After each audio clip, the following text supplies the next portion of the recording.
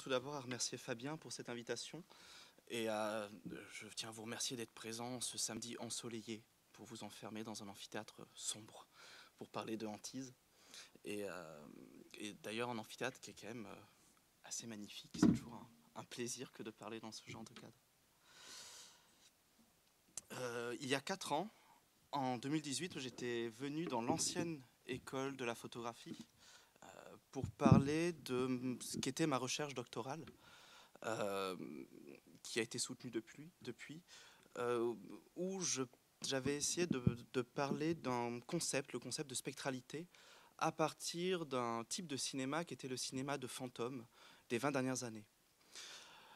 Il s'avère que depuis, les choses ont évolué et je vais, dans cette conférence, essayer de revenir sur ce concept de spectralité, mais pour aborder un autre objet de recherche qui est peut-être encore plus spectral que le cinéma de spectre, qui est la peinture commerciale telle qu'elle se vendait dans les supermarchés en Angleterre dans les années 60 et 70. Elle a continué de se vendre, elle se vendait avant, elle a continué de se vendre après. Elle ne se vendait pas uniquement qu'en Angleterre, mais donc je vais me concentrer uniquement sur cet objet aujourd'hui. Mais tout d'abord, je vais commencer par une anecdote de hantise. Le 4 septembre 1985, il y a eu un article dans le tabloïd The Sun en Angleterre, qui était un tabloïd vraiment grand public, qui relatait un fait divers assez banal. Il y avait eu un incendie dans le Yorkshire du Sud, donc dans le nord de l'Angleterre, là où vivait toute la classe ouvrière anglaise. Un couple, Ron et May Hall, avait perdu toute leur maison dans un incendie. Tout avait brûlé sauf une image qui était restée au mur, celle-ci. À l'époque, le magazine, le Sun, était en concurrence avec d'autres tabloïds et le rédacteur en chef, Kelvin McKenzie, a senti qu'il y avait moyen de créer une forme de hantise populaire autour de ces images afin de vendre plus de numéros que d'habitude, surtout que nous étions le 4 septembre et donc nous étions à quelques semaines d'Halloween. Et donc le lendemain, il y a eu un autre article qui est paru parce qu'il s'avère que le frère de Ron était pompier et qu'il affirmait du coup dans le journal que ce n'était pas la première fois qu'il assistait à ce cas de figure, une maison qui brûle et tout brûle sauf cette peinture. Et le journal nous disait que cette peinture, donc signée par un artiste qui s'appelle Giovanni Bragolin, avait été vendue à 50 000 exemplaires. Et donc, si cette peinture était maudite, ça faisait 50 000 maisons qui potentiellement risquaient la hantise. Donc, ça s'est étalé sur plusieurs semaines. Donc voilà, voici la peinture donc, de Giovanni Bragolin, qui représente un enfant en train de pleurer. Et je vais revenir sur cette peinture, bien sûr, un peu plus tard. Parfois, ce n'était pas une peinture de Bragolin, mais c'était une peinture de Anna Zinkhannissen. Donc Bragolin, lui, était décédé en 1981. Donc il n'a pas assisté à cette hantise. Et Anna Zinkhannissen était décédée en 1976. Anna Zinkhannissen était une peintre écossaise, Bragolin un peintre vénitien. Mais donc, que ce soit les tableaux de Bragolin ou les tableaux de Zinkhannissen, les deux apparemment conduisaient les maisons à l'incendie. Et donc, le Sun a fait un appel à témoignages. Et donc, ils ont reçu énormément de réponses d'individus qui disaient qu'effectivement, eux aussi, ils avaient tout perdu dans un incendie, tout avait brûlé sur cette image. D'autres nous disaient qu'au moment où ils avaient acheté ce tableau, en rentrant chez eux, ils avaient eu un accident de voiture et tout le monde était mort dans la voiture. D'autres nous disaient qu'ils avaient accroché l'image au mur et qu'ils avaient vu l'image bouger toute seule. Donc voilà, ça a été vraiment... l'Angleterre avait peur. Voilà.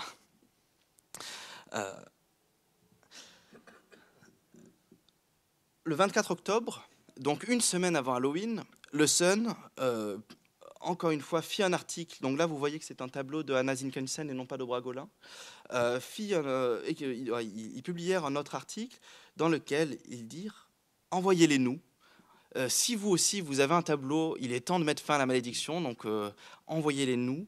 On s'occupera de les détruire et peut-être que cette destruction révélera du coup la hantise et y mettra fin. » Donc ils reçurent 2500 exemplaires et le jour d'Halloween, ils réalisèrent un énorme incendie pour mettre fin à la hantise. Le problème, c'est que ça ne s'est pas arrêté le 31 octobre 1985.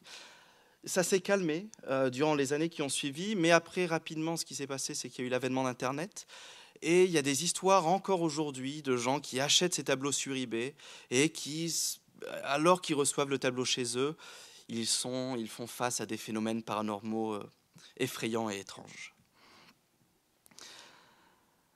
Le peintre, donc, signait ces tableaux Giovanni Bragolin, mais il s'appelait Bruno Amadio. Donc c'était un peintre qui est né en 1911 et qui décède en 1981, qui apparemment était vraiment issu des classes populaires et qui en fait avait une pratique pour subvenir à ses besoins qui était de faire des tableaux qu'il vendait à Venise aux touristes. Et comme c'est souvent le cas dans la peinture commerciale, un acheteur devait passer par là, un acheteur d'un supermarché anglais, que ce soit Freeman, Littlewood ou Woolworths, et avait dû repérer ces tableaux et il lui avait proposé un contrat d'exclusivité pour vendre au supermarché en Angleterre. Et il en a produit un peu plus d'une trentaine, moi j'en ai compté 34, qui se vendaient du coup dans le nord de l'Angleterre, mais il y avait tellement d'exemplaires qu'on les retrouvait aussi dans le nord de la France et voire même dans le nord de l'Europe. Il y en a énormément en Belgique, par exemple, de ces tableaux. Et donc, ça représente, en anglais, on les nomme les crying boys, mais ça peut être des petites filles ou des petits garçons. Et certains, en fait, sont peints sans larmes, et les larmes sont rajoutées à de la glu, pour avoir vraiment une impression d'incarnation dans le réel. Donc là, je vous en montre quelques-uns pour le plaisir. Et donc, voilà, c'est un exemple d'un catalogue de Freemans qui date de 1971, où on peut voir comment ces tableaux étaient vendus. Donc, vous avez un tableau de Bragolin ici. Ici, vous avez un tableau de John Constable, qui est un peintre anglais de la fin du XVIIIe siècle et du début du XIXe siècle. Si j'avais plus de temps, je pourrais vous raconter l'histoire de chacun de ces tableaux. Ici, vous avez un J.H. Lynch, qui est une star du XXe siècle, de la peinture commerciale anglaise, qui a été vendu pendant plusieurs décennies. Et donc voilà, vous avez le prix ici, je crois. Le tableau est surnommé Alfie, voilà, avec son petit prénom. Et 5 livres 75, ce qui était abordable, on va dire, pour les classes populaires. Ce qui va nous intéresser, nous, en gros, ça va être de comprendre, finalement, qu'est-ce qui fait qu'à un moment, dans les années 60 et 70, des individus désirent acheter ces images pour les placer chez eux. Et qu'est-ce qui fait que à peu près 15 ou 20 ans après, ces propres images suscitent la hantise? C'est-à-dire, qu'est-ce qui fait qu'à un moment, il y a un désir de définir son chez-soi par une image qui représente un enfant qui pleure? Et qu'est-ce qui fait qu'après, ces images suscitent soit du rire, ou soit une forme de hantise, une forme de rejet? Voilà à quoi ça ressemblait. Un intérieur anglais dans les années 70, avec, ici, c'est une peinture de Lou Chabney, voilà, cette peinture-ci précisément, qui était également un peintre qui vendait dans les supermarchés en Angleterre. Et ici, si je me souviens, je n'ai plus la légende, mais voilà, c'est une autre peintre qui vendait aussi beaucoup dans les supermarchés, parce que c'est quelque chose dont on ne se rend pas compte. Mais c'est qu'alors qu'au même moment dans les musées, les grands débats sur la peinture questionnent la mort de la peinture, au même moment, dans les supermarchés, dans le monde anglo-saxon, la peinture a une vivacité incroyable. On ne questionne pas la mort de la peinture, on questionne sa vie. Voilà, comment est-ce que la peinture, toutes ses ramifications, peuvent enfin atteindre des individus qui n'ont jamais eu accès à la peinture, qui sont les classes populaires. Les années 60, c'est la naissance des supermarchés. Le premier supermarché en France, c'est le supermarché Leclerc en Bretagne en 61 ou 63. En Angleterre, c'est à peu près, voilà, c'est le plan Marshall, donc c'est à peu près la même période. Et c'est-à-dire qu'il y a des individus qui collectionnaient des images. En France, c'était les images d'Épinal. Aux États-Unis, c'était les images de Curran Ives, qui du coup avaient l'habitude d'accrocher des images plutôt religieuses chez eux, mais pour la première fois, ils peuvent accrocher un autre type d'image, qui est plutôt une image que l'on peut associer à l'histoire de l'art. Voilà, des chevaux, des nus, des paysages, ce sont des tropes de l'histoire de l'art. Mais parmi ces images, il y en a qui ne figurent pas dans l'histoire de l'art, qui sont les enfants qui pleurent. Et les enfants qui pleurent, Dans ma recherche, j'ai pu en lister au moins une trentaine d'artistes qui ont peint des enfants qui pleurent, et certains qui sont très célèbres, comme Margaret Keane, par exemple, aux États-Unis, les Big Eyes, dont Tim Burton a fait le bioptique il y a quelques années. C'est vraiment presque un mouvement de l'histoire de l'art, la peinture de l'enfant qui pleure. En France, il y avait les Poulbeaux, par exemple, peints par Michel Thomas. Et qu'est-ce qui fait qu'à un moment, il y a eu ce type d'images qui ont pris autant d'ampleur au XXe siècle?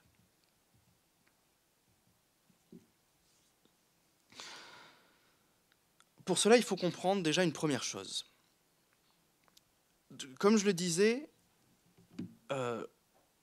les années 60 voient arriver un type d'institution qui est le supermarché. Ce qui est intéressant, c'est qu'on envisage le supermarché uniquement comme un lieu de dépôt de denrées, un endroit où on va faire ses courses pour acheter à manger, mais on ne se rend pas compte que le supermarché, pour toute une classe d'individus, peut devenir une institution culturelle. Comme je le disais, ces individus, ils ont accès à des peintures, bon, qui sont des copies de peintures, mais qui sont parfois rehaussées. Voilà, je ne vais pas rentrer dans les détails, ça prendrait du temps, mais qui sont parfois rehaussées, donc il peut y avoir vraiment un geste de peintre, on va dire, sur ces copies. Mais si du coup, dans les supermarchés, ils accèdent à des images, ça veut dire que le supermarché peut être vecteur d'une forme de culture, au même titre que les musées peuvent l'être. Les années 60, c'est aussi un moment où le monde muséal, pour l'élite, se redéfinit. Et en fait, ce qu'on voit naître, c'est que, alors que les musées d'art contemporain vont définir un présent à partir d'une prise de risque sur le futur, alors que les musées des beaux-arts vont être toujours une manière pour un présent d'avoir une vision sur le passé, eh bien, les supermarchés, et l'esthétique de supermarché de manière globale, va être une manière de définir ce qu'est l'hyperprésence.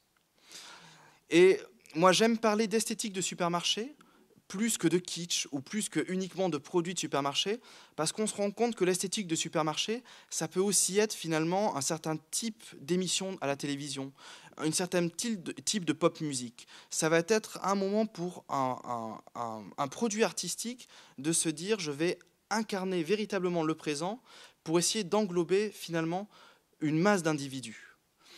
Et nous vivons dans ce monde dans un monde où ce type de produit artistique existe, mais finalement, ça ne va pas de soi qu'à un moment, un objet soit destiné à une masse et soit destiné à qualifier véritablement ce qu'est le présent.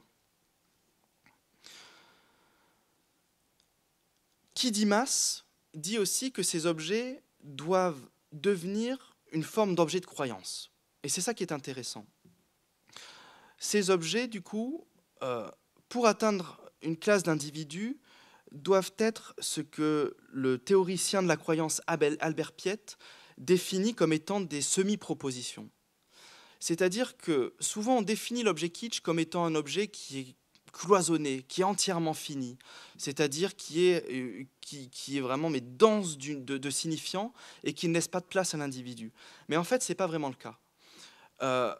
L'objet de supermarché, pour devenir un objet du coup qui crée du désir, qui est un objet du coup qui fait que l'individu a le désir de le posséder, doit être un objet de croyance, c'est-à-dire doit être une semi-proposition. C'est-à-dire qu'il y a un premier pas que l'objet fait vers le consommateur, mais qui laisse la place au consommateur d'aller vers lui.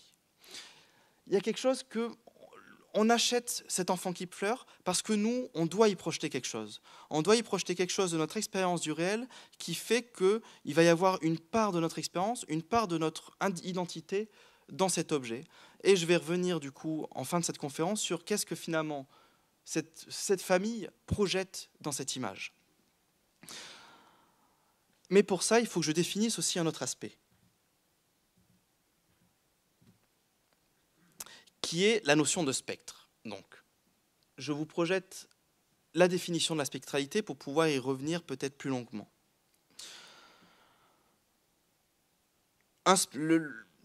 Selon moi, ces images sont des images spectrales.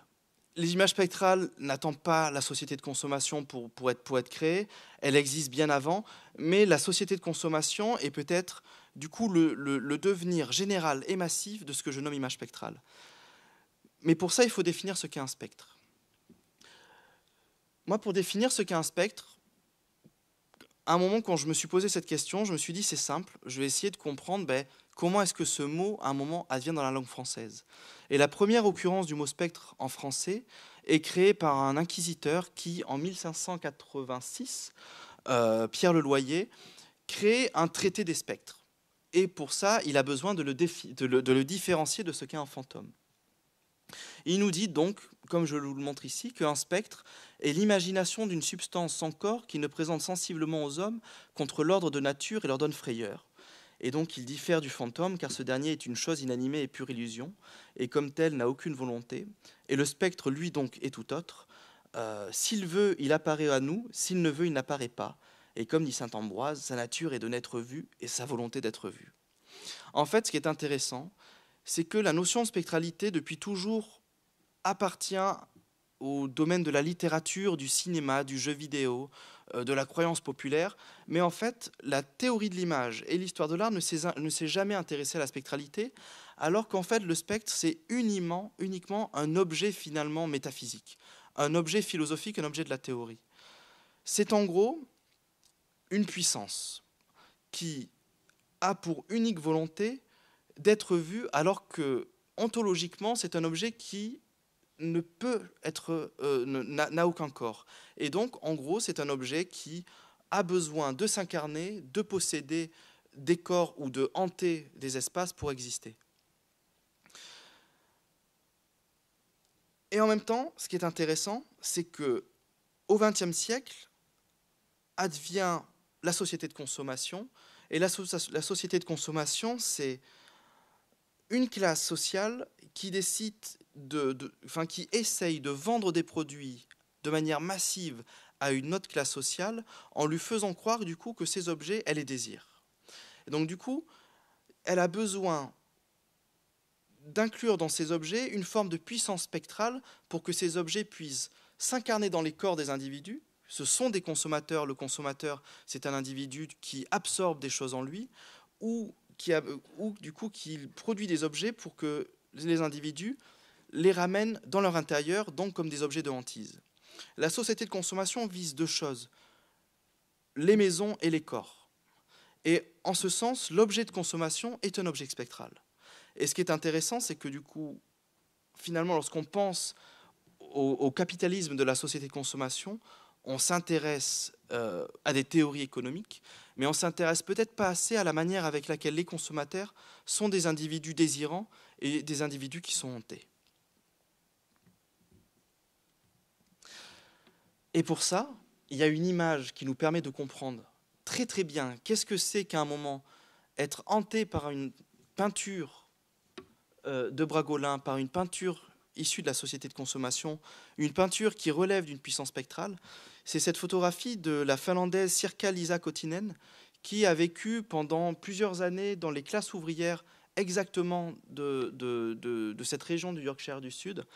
Et parmi toutes les photographies de sa série Interiors, qu'elle a fait entre, je crois, 78 et 1983, cette photographie date de 1981, il y a cette photographie qui est, je trouve, exemplaire. On voit une mère au foyer.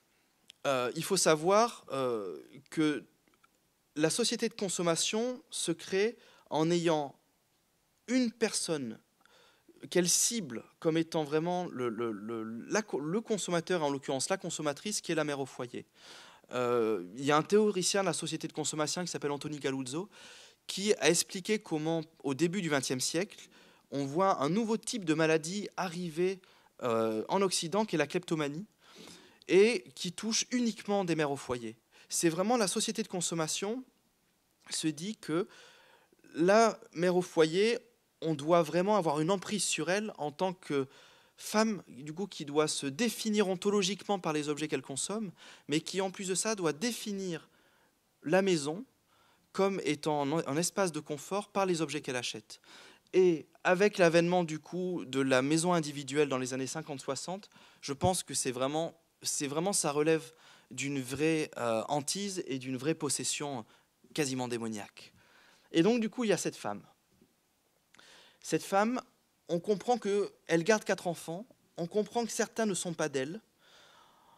Elle était sensiblement en train de faire le ménage, mais apparemment l'aspirateur ne fonctionne plus et du coup elle doit le réparer. Il y a une enfant qui a l'air d'hurler mais à un niveau sonore assez élevé et elle est à deux doigts d'imploser. Elle est à deux doigts de la crise de nerfs. Et qu'est-ce que l'on voit au mur? Et c'est tout le talent du coup de la photographe. On comprend qu'elle est à genoux, on comprend que la photographe est bas, qu'elle se met au niveau de son sujet. Et qu'est-ce que l'on voit au mur? On voit un Bragolin et un Zinkenstein. C'est-à-dire que il y a peu de murs dans le salon, mais les murs sont vraiment tous décorés avec des photographies d'enfants qui pleurent. Dans ce contexte, qu'est-ce que ça veut dire, une peinture de Bragolin?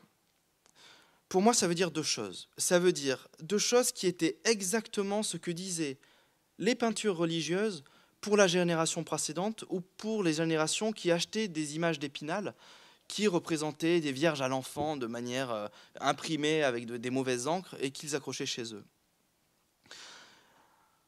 Une image de Bragolin, dans ce contexte, c'est à la fois une puissance divine qui s'incarne comme un rappel.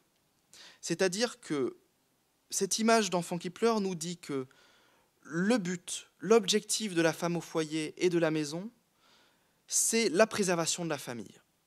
C'est-à-dire que la famille, ce n'est plus une idée, mais c'est un concept, c'est une idéologie, c'est une puissance métaphysique, et que le but de la mère au foyer, sa fonction sur Terre, c'est la famille. Et du coup, mettre cette image d'un enfant qui pleure au mur, c'est pour lui rappeler en permanence quel est son rôle sur Terre, quel est son rôle dans la société, c'est avant tout de s'occuper de la famille. Et c'est presque un peu cynique si on se souvient étymologiquement ce que c'est qu'un prolétaire. Un prolétaire, c'est celui qui doit générer et s'occuper de la famille, des jeunes enfants, de la génération qui vient. Mais l'enfant qui pleure, c'est aussi son opposé. Parce que, je ne l'ai pas dit, mais ce ne sont pas des enfants qui pleurent, ce sont des enfants des rues qui pleurent. Et donc du coup, accrocher un enfant des rues qui pleure, c'est en l'occurrence non pas un rappel d'une puissance divine, mais un rappel d'une puissance démoniaque. Si vous êtes une mauvaise mère au foyer, vos enfants seront des enfants des rues, seront des enfants tristes. Et du coup, c'est vraiment l'équivalent de ce qu'était la peinture religieuse au Moyen-Âge ou de ce qu'elle est au XIXe siècle, la peinture, les images de copie au XIXe siècle. C'est vraiment placer l'individu dans une voie du salut. Si vous voulez avoir le salut sur Terre, il faut que du coup vous vous occupiez des enfants, parce que l'enfant pleure, il faut s'en occuper, et bien s'en occuper, parce que sinon, si l'enfant pleure trop, il peut devenir un enfant des rues, il peut devenir un enfant qui va rater sa vie. Et tout ça, bien sûr, cette manière de s'occuper du domus de la maison et des enfants passe avant tout par un certain rapport à la consommation et une manière avec laquelle on se positionne dans une société qui est la société de consommation. Mais du coup, on pourrait se demander pourquoi acheter une image comme ça? Pourquoi acheter une image comme ça qui est finalement, on le comprend, une classe sociale qui s'adresse à une autre classe sociale pour lui dire exactement quelle est sa place dans la société, quel est son rôle au sein de la société? Eh bien en fait, c'est justement parce que qu'est-ce qui fait qu'une œuvre devient une œuvre d'art? Il suffit de revenir simplement vers Marcel Duchamp, vers tout ce qu'a compris le XXe siècle. Une œuvre devient une œuvre d'art parce qu'à un moment, il y a une figure d'autorité qui nous dit c'est une œuvre d'art. Et qu'est-ce que c'est qu'à un moment que le supermarché? Le supermarché, en fait, au XXe siècle, encore une fois, ce n'est pas un hangar uniquement de dépôt, mais c'est une figure d'autorité. C'est une institution qui dit à des individus, tel objet est bon, tel objet c'est le présent, tel objet surtout pour les classes populaires c'est la mode. C'est-à-dire que si vous m'achetez, vous êtes un individu qui appartient à son époque, qui appartient au présent. Et du coup, un tableau de Bragolin, c'est appartenir à son temps, c'est être différent de la génération d'avant qui était encore une génération compagnarde. Ça veut dire que moi j'appartiens à mon temps et je suis fier d'y appartenir. Mais du coup, c'est aussi appartenir effectivement à une classe d'individus qui ont les mêmes valeurs imaginaires, en quelque sorte. Et c'est ça qui est paradoxal. C'est qu'on pourrait se dire, à quel moment on a envie de se soumettre à une image qui est une image impérative? Eh bien, on s'y soumet parce qu'une figure d'autorité qui devient une figure d'autorité culturelle nous dit que nous avons des goûts et que ces goûts nous appartiennent et sont des bons goûts Et donc du coup, on se soumet à ce type d'image. Mais après, on pourrait faire le schéma inverse. Peut-être que Margot nous en parlera, mais à quel moment, du coup, un musée d'art contemporain ou un musée des beaux-arts nous dit que telle image relève du bon goût? C'est une question qui peut se poser. Et c'est facile de regarder ces images et de se dire « cette pauvre femme, elle a mauvais goût », mais ces mauvais goûts, ce sont les bons goûts pour elle et pour sa classe sociale, pour son époque, pour une génération. Et du coup, c'est ça qu'il faut comprendre, c'est que le supermarché, c'est vraiment une matrice métaphysique. Et on ne se rend pas compte à quel point, surtout à une époque comme la nôtre, qui est une époque où on se rend compte qu'on a atteint un système qui est à bout de souffle, notamment pour des questions climatiques, on ne peut pas passer du jour au lendemain à un autre changement de consommation parce que ça voudrait dire changer à un autre mode de codification métaphysique. Et donc ça, c'est tout un enjeu qui est vraiment un enjeu qui relève de l'imaginaire. Mais donc pour terminer, il y a l'autre question qu'on pourrait se poser. Qu'est-ce qui fait que dans les années 85, dans les années 80, milieu des années 80 jusqu'à aujourd'hui, ces images font peur? Qu'est-ce qui fait qu'à un moment, on se dise si j'ai cette image chez moi, c'est sûr, je vais mourir dans un incendie. Alors par ailleurs, si ces images ne brûlaient pas, je vous passe les vidéos YouTube, mais il y a des vidéos de gens sur YouTube qui mettent le feu à ces images. C'est parce qu'elles sont imprimées sur une sorte de vernis inifugé qui les protège des incendies. Et voilà, ça ne brûle pas parce que c'est prévu pour ne pas brûler. Qu'est-ce qui fait du coup que lorsqu'on re-regarde ces images, on a un sentiment de rejet? Tout d'abord parce que ces images disent quelque chose d'une mode qui est dépassée. Et ce n'est pas la bonne mode, ce n'est pas re-regarder quelle était la mode vestimentaire des années 80, quel était le bon goût des années 80. C'est regarder une mode qui était une mode des classes populaires, qui était une mode justement impérative, une mode qu'on impose comme étant du bon goût à une classe sociale qui doute de ce qui fait le goût. Et donc du coup, ça fait peur parce que on a l'impression que c'est justement ce qui était à l'époque un spectre qui avançait de manière invisible, se révèle comme étant un spectre qui devient visible pour nous. Et donc du coup, on a un rejet comme étant « mais mon Dieu, comment est-ce qu'à un moment on a pu apprécier ces images ?»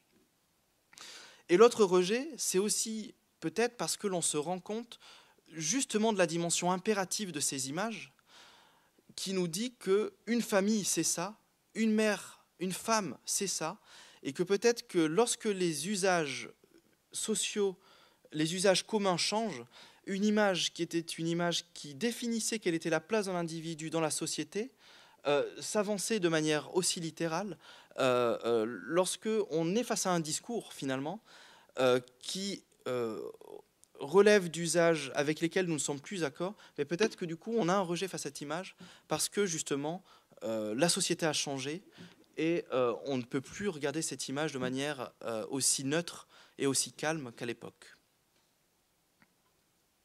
Voilà. Je ne sais pas si j'ai 5 minutes pour dire encore quelque chose que j'ai oublié de dire. Il y a quelque chose qui est déterminant avec l'objet de consommation et qui diffère de ce qu'est une œuvre d'art dans un musée, qui soit un musée du coup des beaux-arts ou un musée d'art contemporain. C'est que ce qui définit la base de l'objet de consommation, c'est sa médiocrité. Et la médiocrité, il faut le comprendre comme ce qui est moyen. L'objet de consommation, c'est un objet qui fait, et c'est en ça que c'est un objet spectral, c'est un objet qui fait toujours croire à son consommateur qu'il est plus faible que lui. C'est un objet qui se met toujours à portée de main. À portée de main parce qu'on doit s'en saisir pour le consommer, mais aussi à portée de main imaginaire pour avoir l'impression, c'est bon, cet objet, je le comprends, je peux lui trouver une place dans mon imaginaire, dans ma manière, dans ma système de valeurs, dans mon système de pensée. Un artiste peut décider de faire de son œuvre d'art quelque chose qui est plus grand que le spectateur, c'est-à-dire que le spectateur doit faire un mouvement pour se mettre au niveau de l'œuvre et l'apprécier et le comprendre. L'objet de consommation sera toujours, semblerait être toujours plus médiocre que la personne qui l'apprécie. Et du coup, pour une classe populaire qui a toujours eu peur des images, qui a toujours eu un doute sur les objets et leur manière de les apprécier, qui a toujours douté de ses goûts finalement, être face à ces images, elle se dit c'est bien, je peux l'absorber, je peux l'englober. Mais ce qui est intéressant, c'est que c'est comme ça que fonctionne le spectre. C'est ce que dit aussi Pierre Leloyer à la fin du XVIe siècle. C'est que le spectre avance de manière sinueuse dans la vie de l'individu. On l'accueille chez nous et il finit par nous posséder et par nous hanter. Mais ce qui est intéressant, c'est que aussi l'idée que l'on doit absorber un objet pour pouvoir finalement le prendre dans notre sein est rejouée par ces images qui sont des enfants qui pleurent et qui semblent nous dire qu'ils ont besoin d'être accueillis comme des orphelins dans un nouveau sein, dans une nouvelle maison, pour finalement exister. Et du coup, il y a une double spectralité qui se joue sur la médiocrité de ces images, précisément avec les peintures du coup d'enfants qui pleurent, qui sont vraiment le symbole de la peinture commerciale du XXe siècle, quasiment jusqu'au début du XXIe siècle. Voilà.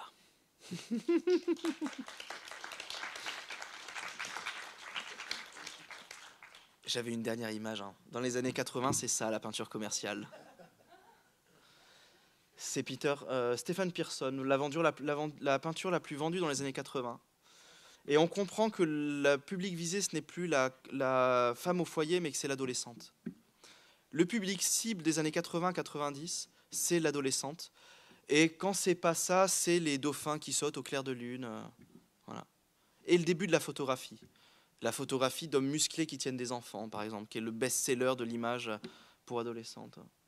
Il paraît que Saddam Hussein avait cette peinture peinte chez lui, en fresque. Je cherche des images d'archives, j'en ai pas encore trouvé, mais il paraît que... Ouais. C'est beau. Ça, c'est toute une vision du monde sur cette image. Je reviens à ça. Oui. La photographie, Circa Lisa Continen. Il y a la légende, je ne sais pas comment je fais pour mettre la légende. Voilà, c'est ici. Voilà. Et le titre de la photographie, c'est Home of Mrs. MacDonald, prise à North Shield en 1981. J'avais une autre petite question technique, c'est qu'à un moment, tu as dit au début de ta conférence que l'esthétique du supermarché devait être entendue comme une super présence. Ouais, un hyper présent. Un hyper présent, pardon. Oui, pardon. Qu'est-ce que ça veut dire exactement ça? Ben, en fait, on ne dit plus rien du passé, parce que le passé est problématique, parce que le passé, chacun s'identifie à un type de passé. Et on évite de parler du futur, parce que il faut que... Mais c'est aussi lié à comment fonctionne un objet de consommation. L'objet de consommation fonctionne uniquement au désir et à l'émotion. Donc il faut en fait avoir l'impression déjà de vivre une forme une expérience du présent, qui est une émotion forte. C'est Disneyland aussi, qui naît au même moment. C'est une hyper-émotion. Et aussi, c'est une manière de dire, voici ce qu'est le présent. On n'essaie plus de comprendre le présent à partir du passé, ni à partir de ce que va être l'avenir. C'est le présent. Et du coup, consommer cet objet, c'est faire partie du monde. Et vous n'êtes pas rejeté du monde en consommant, parce que du coup, vous appartenez au présent. Mais il y a un anthropologue qui le définit bien, c'est Richard Hogarth, dans un livre traduit en français sous le nom de La culture du pauvre, qui est très mal traduit en français, qui date de 1957, qui est un peu l'ouvrage qui lance les cultural studies, où il dit vraiment c'est... Mais il faut comprendre ce que c'est aussi pour toutes les classes sociales qui ont toujours eu l'impression de ne pas appartenir à leur époque, parce que c'était l'élite, le présent. Et d'un coup, on leur dit, vous consommez, vous appartenez au monde. Oui, merci Jean-Baptiste. Je crois d'avoir mieux compris maintenant, grâce à vos derniers mots, cette idée d'hyperprésence. Mais en tout cas, je vous pose quand même ma question. C'est-à-dire, il s'agit d'artistes qui sont au moins d'une génération précédente, n'est-ce pas, par rapport aux gens qui achètent leur peinture. Et il s'agit d'un style pictural qui était d'une époque imprécisée, mais en tout cas précédente. Et aussi le cadre qu'on voit dans la peinture à droite est un cadre d'un temps, on peut dire. Donc, ma question est, quel est le rôle du passé d'un passé mythique, hein, parce que c'est un passé qui est acheté en tant que mythique, à mon avis, en tant que tentative de s'inscrire dans une tradition qui n'était pas celle de la génération qui a acheté. Complètement. Alors, quel est le rôle du passé dans cette hyper-présence? Mais c'est extrêmement curieux ça, parce qu'on se rend compte que tout ce qui fait la peinture commerciale du XXe siècle, c'est souvent un style un peu à la Bouguereau, ou un style un peu réaliste 19e, ou alors il y a un style qui est un peu impressionniste ou un peu expressionniste. Et en fait, ce sont des styles qui se sont définis comme étant l'art avec un grand A au début du XXe siècle, et toute la peinture commerciale, mais quasiment jusqu'à aujourd'hui, aujourd'hui, il y a ce qu'on pourrait appeler, enfin moi ce que je nomme le street modern art, qui est un style un peu impressionniste avec un peu de graffiti, voilà, et une Joconde en Louis Vuitton. Et c'est une manière de... Le style, du coup, fait signe et signe en fait l'image comme étant une image d'art. Et ça, c'est extrêmement intéressant parce que c'est précisément des styles qui sont aussi liés à un moment où naît le tourisme et un début de tourisme de masse au début du XXe siècle. Et il s'avère que l'impressionnisme et puis un peu après l'expressionnisme deviennent des styles décoratifs mondiaux. Et c'est extrêmement curieux comment, dans les années 60-70, acheter un tableau avec un style... il y a un côté un peu expressionniste dans les tableaux de chevaux, beaucoup dans les tableaux de chevaux, parce que ça va vite les chevaux. C'est toujours une manière de dire, j'achète une peinture, je sais le reconnaître au style, ou alors c'est des tableaux où la patte est lourde, on sent le geste de l'artiste. Et vu que du coup l'artiste existe dans l'image, un peu la manière impressionniste, c'est bon, c'est de l'art. Mais c'est extrêmement intéressant comment, effectivement, il y a des styles artistiques qui sont devenus des styles, enfin une signature, c'est bon, ça me rassure, c'est bien de l'art. Et après, il y a une autre explication à ça, et c'est des choses qu'on a oubliées, mais l'impressionnisme, quand il se crée au XIXe siècle, revendique d'être une peinture décorative. Il y a des analyses qui sont sorties il y a pas longtemps, où on est revenu là-dessus, et il y a quelque chose aussi dans la peinture de la fin du XIXe et du début du XXe siècle qui revendique une forme de décoration pour justement s'ouvrir sur une masse d'individus.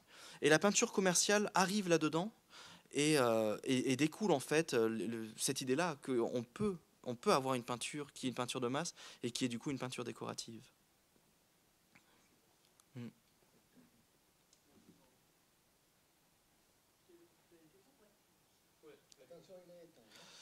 Après, il y a des choses aussi que je n'ai pas dit, mais cette peinture de John Constable est l'incarnation de ce qu'est l'Angleterre aussi, hein, dans un style du 19e siècle. Parce qu'il naît à la fin du 18e, il meurt au début du 19e siècle, donc il y a vraiment longtemps. Et John Constable, il n'a fait que peindre des paysages anglais. Et il ne faut pas oublier que cette génération du coup d'ouvriers, soit ont grandi dans un monde campagnard, ou soit leurs parents étaient des paysans. Et donc du coup, c'est une manière de se rappeler quelle était aussi leur origine, quelle était voilà, nous on vient d'ici. Nous ne sommes pas comme les citadins, nous venons de ce monde-là. Et John Constable, il s'est vendu mais jusque dans les années 90, alors qu'il était mort depuis 150 ans. Oui, alors du coup, Jean-Baptiste, moi j'avais une petite question parce que pendant donc du coup ta conférence, j'ai réfléchi en me disant mais est-ce que dans l'histoire de l'art et dans l'histoire de la peinture, il y a d'autres exemples comme ça de reproduction aussi, c'est-à-dire vraiment de reproduction à la chaîne et Ouais, comme ça de... Ça, c'est des choses qu'on a oubliées, mais Bruegel le Jeune, par exemple. Bruegel le Jeune, il fait 45 fois le retour de la chasse de son père. Il y a des artistes, en fait, qui se sont spécialisés dans de la copie et qui ne faisaient que ça. Il y avait Bamboukio aussi, qui faisait des tableaux qui étaient pile au format des sacoches que les voyageurs pouvaient emporter avec eux.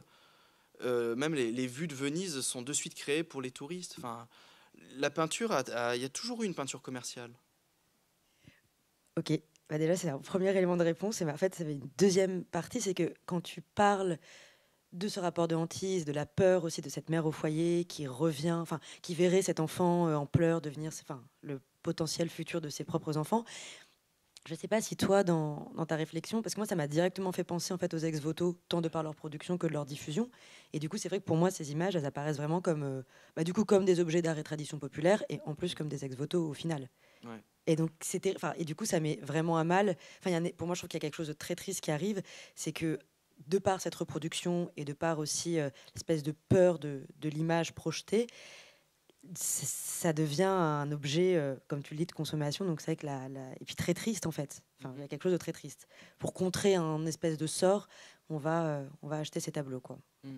Question, réflexion. Mais de toute manière, je pense qu'on ne peut pas théoriser ce qu'est la pensée de masse et l'imaginaire de masse sans faire appel un peu à la théologie ou à l'imaginaire religieux. Parce qu'il faut qu'à un moment, il y ait quelque chose qui fédère une masse d'inconnus, et du coup, il faut qu'il y ait un système de croyances commun. Et on a l'impression que c'est que des questions de plaisir, de goût, mais on ne se rend pas compte. Par exemple, il y a le livre d'Eric Hoffer, Le vrai croyant, qui vient de reparaître, qui était un théoricien anglais des années 50. Pour lui, le vrai croyant, c'est la personne qui participe à un mouvement de masse. Et effectivement, il faut qu'il y ait un système de croyance, forcément. D'ailleurs, là, il y a un petit rappel quand même à la religion avec ces petites images qui étaient vendues par deux, où on voit des enfants qui prient avant d'aller au lit, et qui étaient voués à décorer la chambre des enfants. Enfin, la religion est toujours présente. Hein.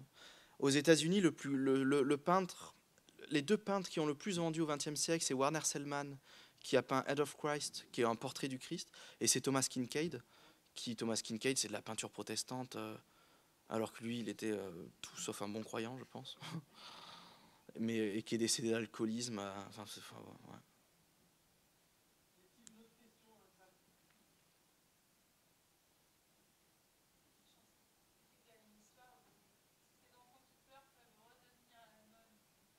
Je pense pas, parce que les usages ont changé. Ou alors ils peuvent de manière ironique. Il y a plein d'artistes contemporains qui les reprennent, j'en connais plusieurs, en disant que s'ils les trouvent magnifiques, mais non, ce qu'ils trouvent magnifique, c'est le fait de les trouver beaux. Il y a une forme d'ironie. Mais je pense par contre à l'inverse qu'il y a des trucs que l'on adore de manière populaire aujourd'hui qui terrifieront les générations à venir. Hein.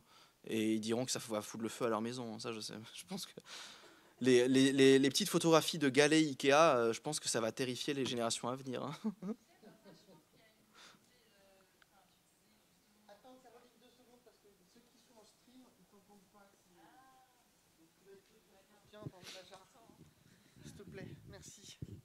Non, je disais, quand tu as dit, tout de suite, quand tu as dit, c'est parce qu'elles sont passées de mode que tout d'un coup, ça crée une hantise ou cet écart un peu. Mais je crois qu'il y a aussi, enfin, je me suis dit, il y a la dimension affective, parce qu'effectivement, quand tu les as mis, ces images, ça va plonger en enfance, parce que bon, je devais être dans une famille très classe moyenne, parce qu'il y en avait vraiment partout. Et je me suis dit, ah non, pas l'enfance. Et je me suis... Non, mais vraiment, enfin, j'ai fait un truc un peu du genre...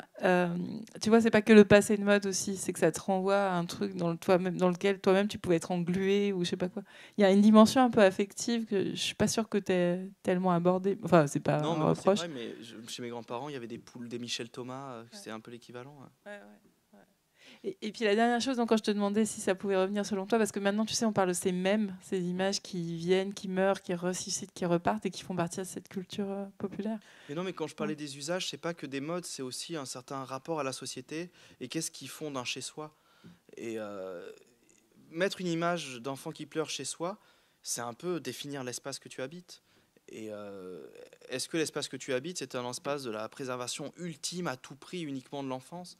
C'est un peu nos usages en fait du chez-soi et de la famille ont évolué. Mais les petits galets Ikea, j'en suis persuadé, parce que ça dit quelque chose de la maison comme étant un espace de cocooning zen qui oublie que le monde existe. Et je pense que d'un point de vue politique, dans les générations futures, ça sera vraiment le signe d'un aveuglement de notre époque. Y a-t-il d'autres questions pour Jean-Baptiste? Non? Eh bien, tu vas être obligé de céder ta place. Je cède ma place.